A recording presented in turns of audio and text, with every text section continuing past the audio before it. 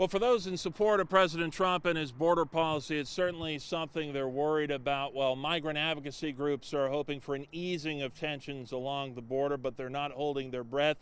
But it's the folks that live right in the middle of this national debate that have the most at stake.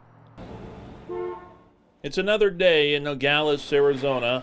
Another day looking at this barrier laced with razor wire, drawing a line in the sand between its namesake and Mexico.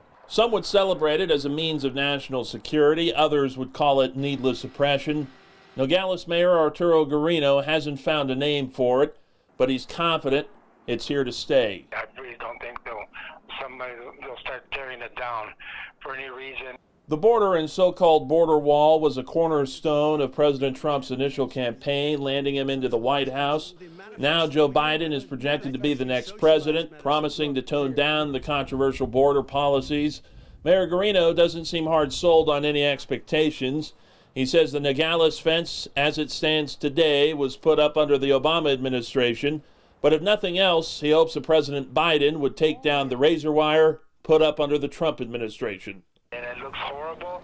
It doesn't look right. Gregory Droger has lived in Nogales 35 years. He's a local attorney here. The border is literally outside his office window. I love it here. I love Nogales. I love Santa Cruz County. We think it's one of the certainly safest places to live in Arizona. And he's right. According to the latest data from the FBI, Nogales saw a steady drop in crime from a peak in 2015.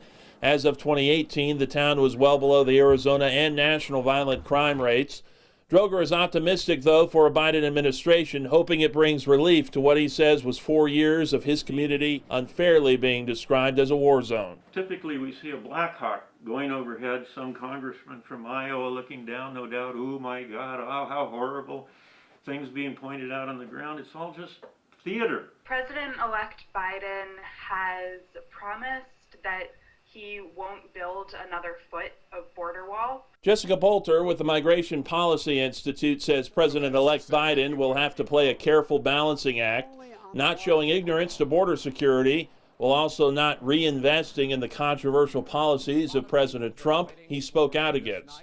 Also making sure that the shift doesn't come so drastically that something like a new border crisis emerges.